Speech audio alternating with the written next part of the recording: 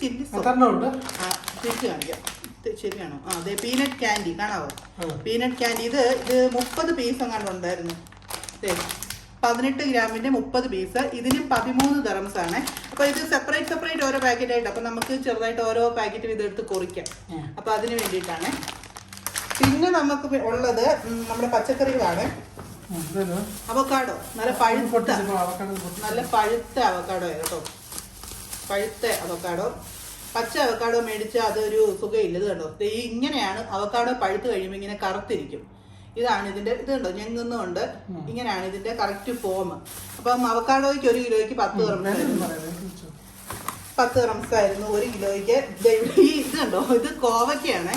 കോവയ്ക്ക് ഒരു പ്രത്യേക രീതിയിലെ കോവയ്ക്കാണ്. ഇത് ഇങ്ങനെ ഉരുണ്ടിരിക്കും. നമ്മുടെ മറ്റേ നാടൻ കോവയ്ക്ക പോലത്തെ അല്ല, ഇങ്ങനെ ഉരുണ്ടിരിക്കുന്ന കോവയ്ക്ക. ഇതൊരു രസമാണ് കാണാനായിട്ട്. അപ്പൊ അത്